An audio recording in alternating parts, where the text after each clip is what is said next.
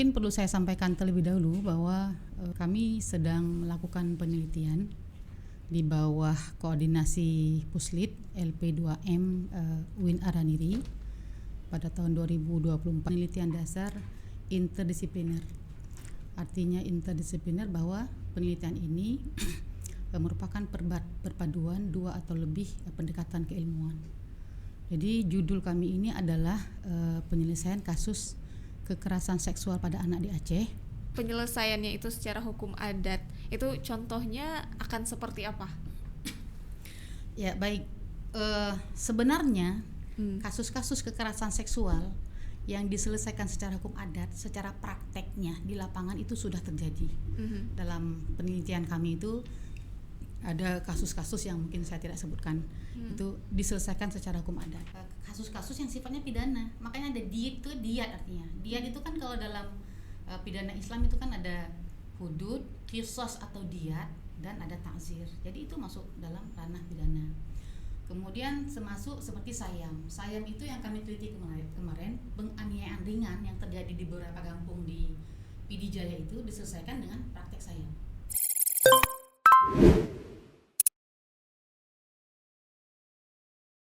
Assalamualaikum warahmatullahi wabarakatuh. Kembali lagi di podcast Habasuluh, dan untuk episode kali ini kita sudah menghadirkan narasumber yang cukup luar biasa. Beliau ini adalah seorang dosen di UIN Araniri di Fakultas Syariah ya, lebih tepatnya.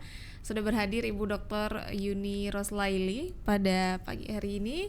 Dan kenapa kita mengundang Ibu Yuni pada hari ini? Ini karena beliau baru saja melakukan sebuah penelitian ya yang cukup menarik nih dan penting ya, dan penelitiannya yang cukup penting juga tentang pelecehan seksual pada anak, dan itu adalah kasus yang saat ini semakin hari itu semakin meningkat. Walaupun ya banyak kasus-kasus yang diproses dan segala macam, tapi kasusnya terus meningkat setiap harinya. Dan fokus penelitian Ibu Yuni kali ini adalah untuk regulasinya Bu ya.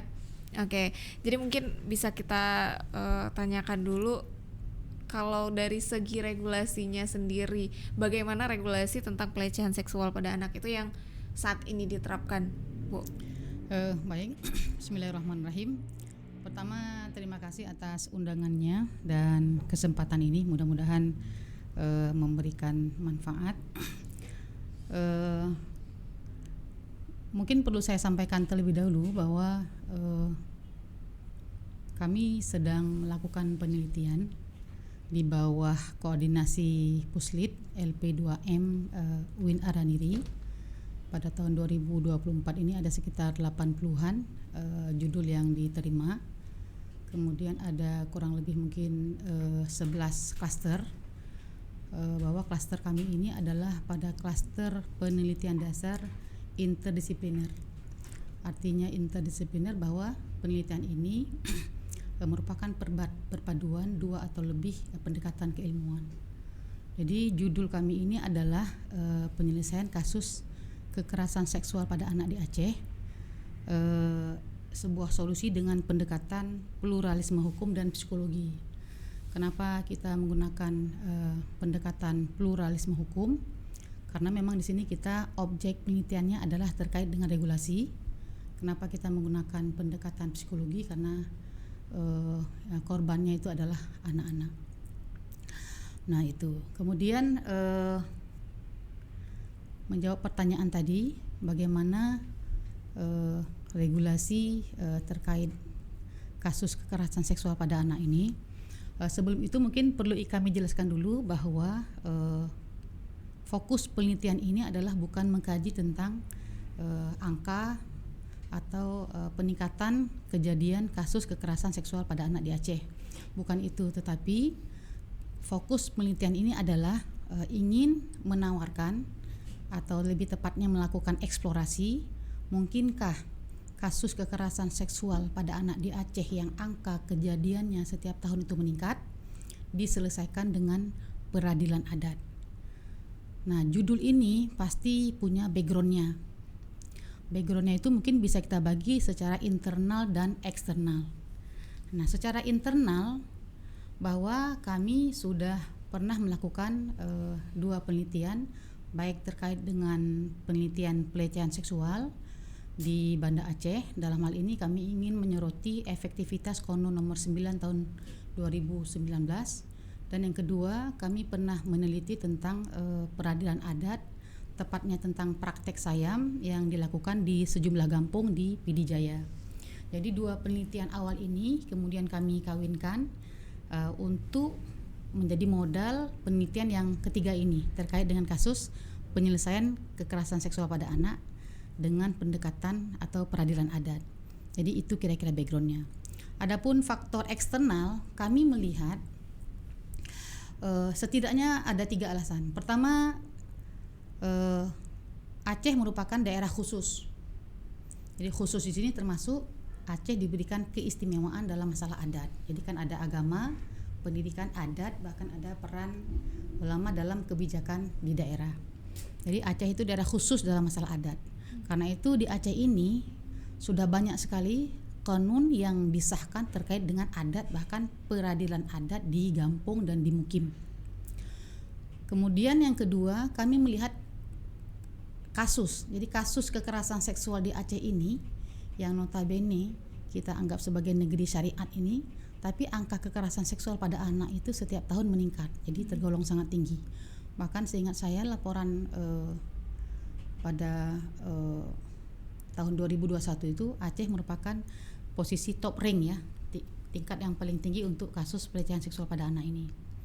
Kemudian kami meneliti, melihat direktori dari Mahkamah Syariah baik pusat, Banda Aceh maupun Aceh Besar, itu setiap tahunnya ada kasus sisa perkara.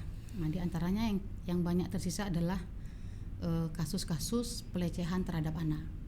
Jadi faktor-faktor inilah kemudian kira-kira kami ingin memberikan solusi agar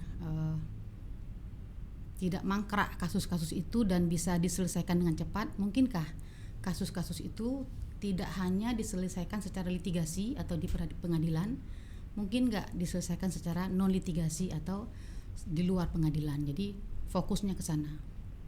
Oke, jadi kurang efektifkah pertanyaannya? Yang selama ini berjalan? Iya, yang selama ini berjalan. Ya baik, kalau ditanya kurang efektifkah, sebenarnya seperti ini. Kita harus menyadari kasus kekerasan seksual pada anak ini dia bukan masuk kategori tipiring ya. Jadi dia bukan tindak pidana ringan, tapi dia merupakan tindak pidana berat. Nah, biasanya dalam hukum di negara kita ini tindak pidana berat itu akan diselesaikan oleh pengadilan. Nah, adapun peradilan adat itu biasanya image-nya itu kan penyelesaian kasus-kasus yang tindak pidana ringan. Nah, sementara kasus kekerasan seksual ini kan tindak pidana berat. Maka kami ingin bertanya, mungkin nggak diselesaikan di peradilan adat tapi dengan kondisi Aceh sebagai daerah khusus dan kondisi kasus-kasusnya yang semakin meningkat tadi. Pertanyaannya, apakah selama ini penyelesaian kasus CSA atau Child Sexual Abuse itu tidak efektif secara pengadilan? Itu kita mengakui bahwa kepastian hukum terhadap kasus-kasus pidana itu memang biasanya itu didapatkan kalau kasus itu diselesaikan secara pengadilan. Nah, tetapi menyelesaikan kasus melalui proses litigasi atau melalui peradilan itu pun ada kekurangannya. Di antara kekurangannya misalnya dia membutuhkan waktu yang lama untuk penyelesaiannya. Kemudian dia juga membutuhkan harga atau biaya yang tinggi. Katakanlah kita membayar pengacara dan lain sebagainya. Kemudian kalau kita menyelesaikan kasus melalui pengadilan, biasanya itu kan formatnya bukan win-win solution, jadi menang kalah atau benar salah. Tapi kalau kita menyelesaikan perkara itu melalui mediasi atau termasuk melalui peradilan adat, itu yang biasanya outcome-nya itu atau output-nya itu adalah win-win solution, karena perkara itu diselesaikan oleh kedua belah pihak. Jadi bisa jadi kemungkinan besar mereka tuh sama-sama rela untuk menerima keputusan. Ini kan berbeda dengan di pengadilan. Jadi kalau ditanya apakah selama ini tidak efektif, secara umum kalau kasus berat itu memang melalui peradilan. Tapi ada case-case tertentu yang mungkin terasa lebih tepat kalau diselesaikan secara mediasi. Jadi itu kira-kira jawabannya. Oke. Jadi kira-kira kalau misalnya ini penelitian Ibu juga sudah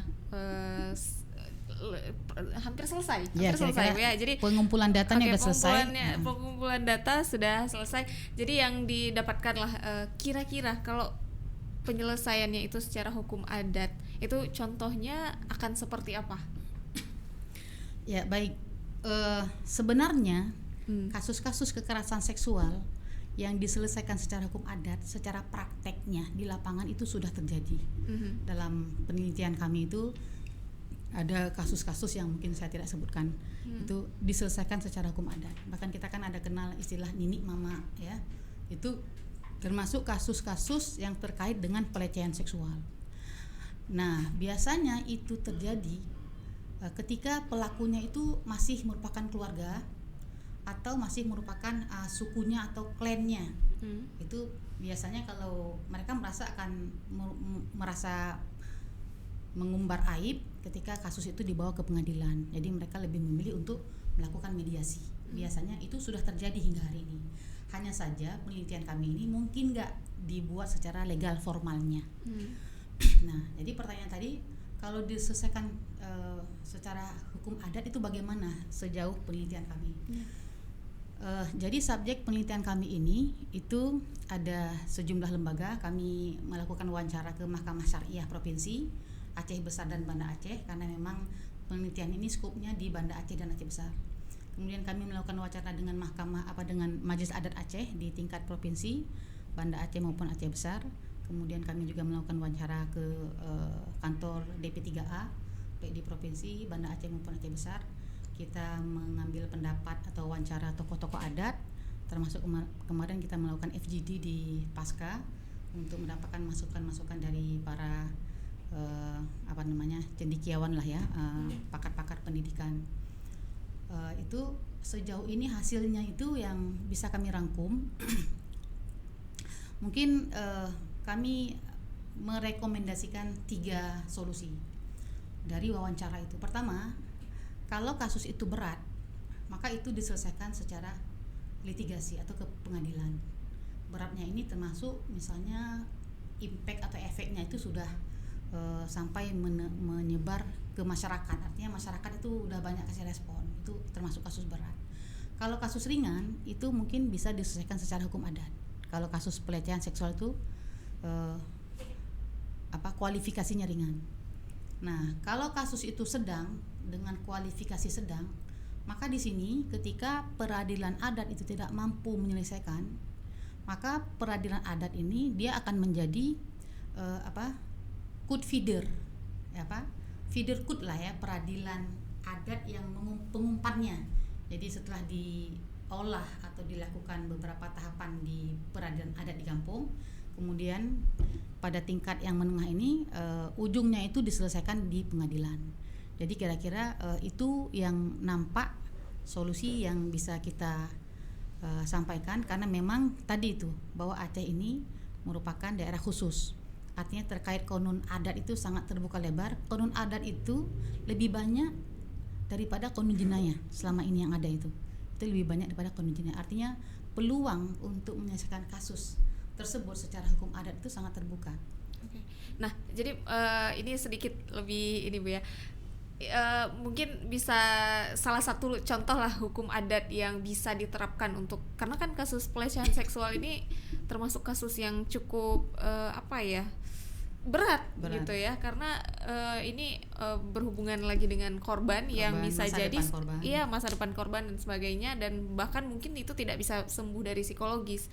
Jadi hukum adat yang selama ini sudah terlaksana atau mungkin yang belum, itu kira-kira seperti apa, bahwa yang mungkin ada ini penonton-penonton kita yang ini hukum yang seperti apa secara adat tapi yang setimpal bahwa ini tidak merugikan korban gitu, dan ini betul-betul bisa menghukum si pelaku gitu secara adat.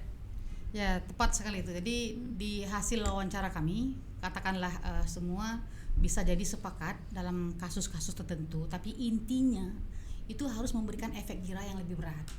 Jadi image selama ini penyelesaian secara kasus adat itu kan kesannya kan ringan. Nah, tapi bagaimana ke depan ini dia jangan memberikan kesan ringan. Jadi bisa jadi kalau hukumannya ringan itu tidak memberikan efek jera kepada pelaku dan juga masyarakat. Nah, tetapi kita harus pahami bahwa kasus kekerasan pada anak ini atau kasus pelecehan seksual pada anak ini itu ada dua tipe. Jadi ada dua tipologinya. Pertama disebut dengan intrafamilial. Yang kedua namanya extrafamilial. Itu intrafamilial adalah pelakunya itu adalah masih dalam lingkup keluarga korban. Nah, kemudian kalau extrafamilial itu pelakunya itu adalah di luar keluarga. Itu bisa tetangga, teman dekat, atau bahkan mungkin tenaga pendidik di sekolah maupun di pondok-pondok. Itu akan diberikan terapi atau hukuman, model hukuman yang berbeda-beda. Jadi dilihat pada tipologinya ini. Jadi kalau ditanya selama ini bagaimana penyelesaian kasus secara adat dalam hal pelecehan seksual, itu tepat sekali sebenarnya di beberapa daerah ini sudah dilakukan penyelesaian kasus kekerasan seksual terhadap anak di Aceh. Tetapi sejauh penelitian kami, kasus-kasus ini biasanya pelakunya itu adalah keluarga dari korban sendiri. Jadi biasanya ninik mama atau orang tua kampung itu ingin menyelesaikan secara hukum adat. Namun memang bentuknya biasanya itu diberikan kompensasi kepada anak tersebut. Tetapi sesungguhnya banyak pakar mengatakan kompensasi dalam bentuk harga atau uang pemberian itu semacam denda. Itu tentu tidak sangat jauh dari efek jera dan terutama nasib yang dialami oleh korban. Nah, itulah kemudian penelitian ini baru pada tataran eksplorasi. Itu di atas itu ada penelitian konsep, di atas itu mungkin ada penelitian formatnya. Jadi kita belum pada dua penelitian itu, kita hanya pada penelitian eksplorasi. Jika seandainya penelitian ini memberikan jawaban adanya kemungkinan, itu mungkin nanti akan ada penelitian yang tingkat kedua terkait dengan konsepnya, kemudian yang tingkat yang terakhir terkait dengan formulasi atau strukturnya. Jadi seperti itu. Oke, jadi ini menurut penelitian yang sudah dilakukan, apakah memungkinkan jadi?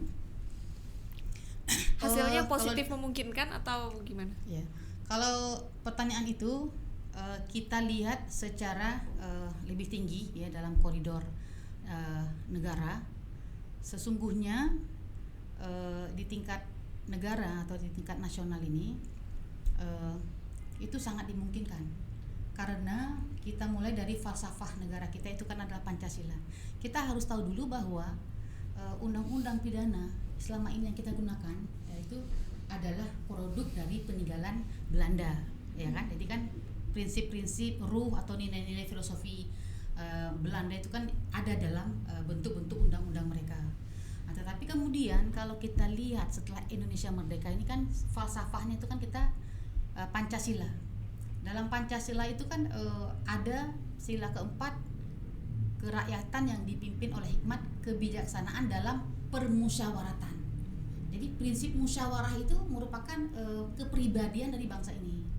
Kemudian pada Undang-Undang Dasar 1945 itu di pasal 18B itu memang disebutkan bahwa negara ini mengakui karakteristik atau keistimewaan daerah atau budaya-budaya lokal itu ada.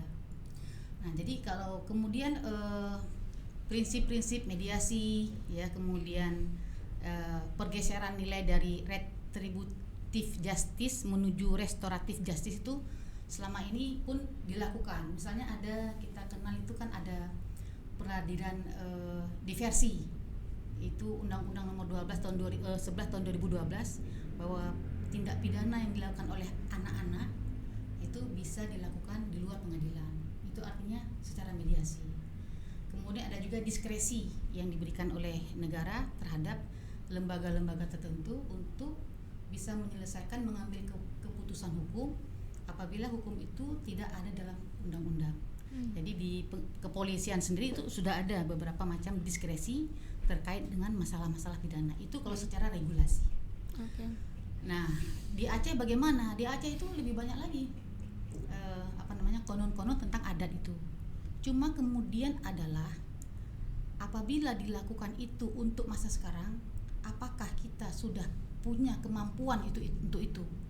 Artinya secara resources para pegawai itu dia sudah mampu menggali. Karena kalau kita lihat di luar negeri itu tenaga mediator itu adalah orang-orang yang terlatih untuk menyelesaikan kasus seperti itu.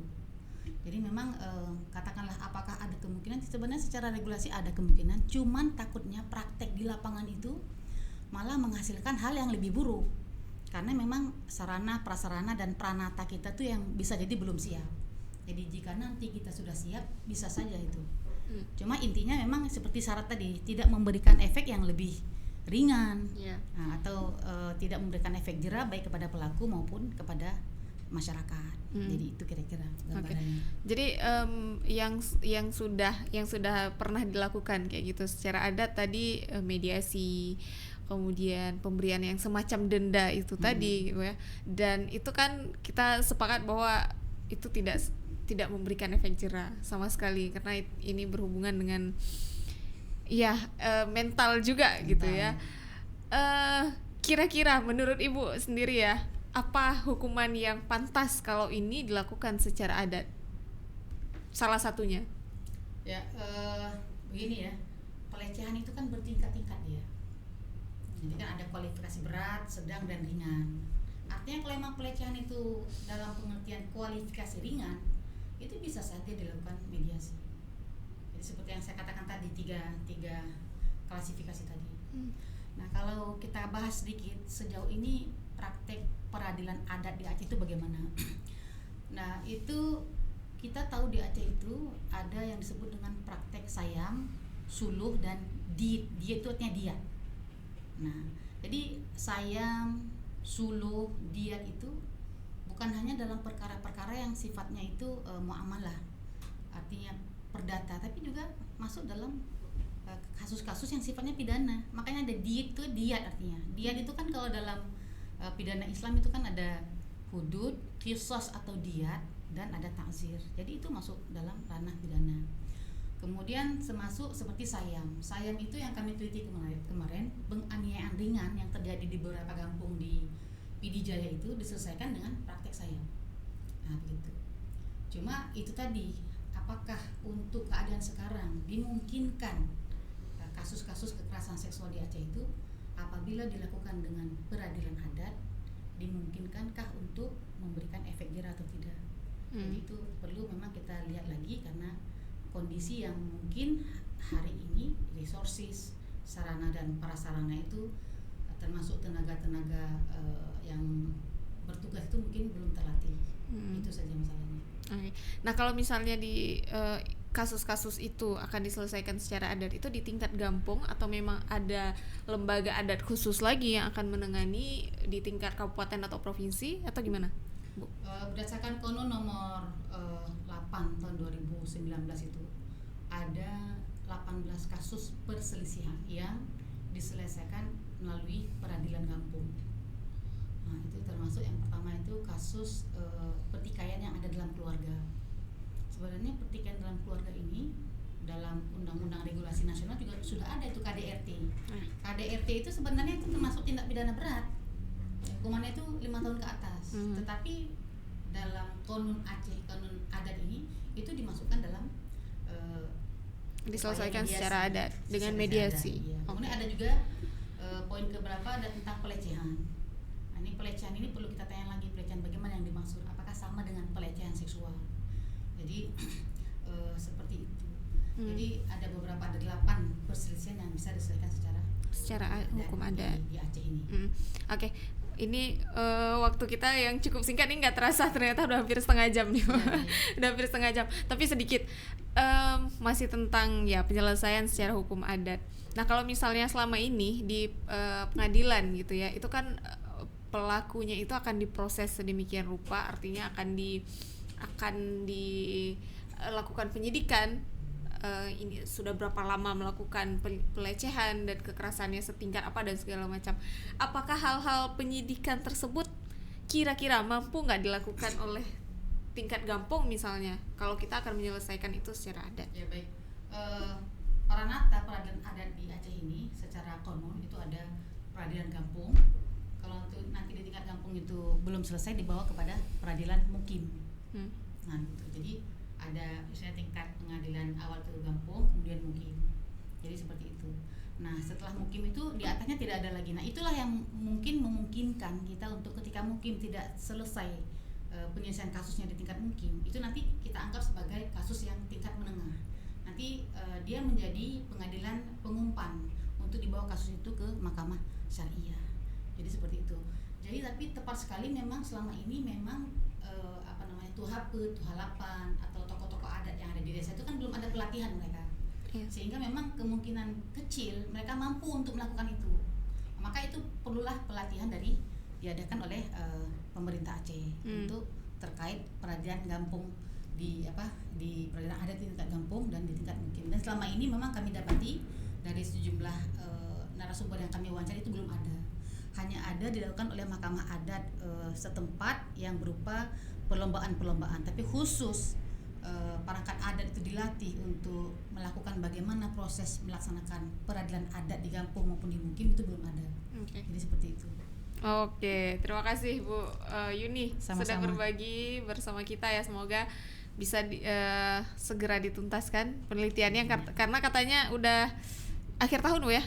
Mungkin pelaporan itu terakhir September ya. September, oke, masih ada beberapa bulan lagi dan alhamdulillah ini penelitiannya sudah hampir selesai dan malah pengambilan data katanya sudah tuntas Bu ya. Oke, semoga dilancarkan semuanya dan mendapatkan hasil yang cukup baik nantinya setelah selesai sempurna. Terima kasih sekali lagi dan terima kasih untuk para penonton Habasuloh dan kami mohon maaf jika ada kesalahan kata. Akhirnya kami pamit undur diri. Wassalamualaikum warahmatullahi wabarakatuh.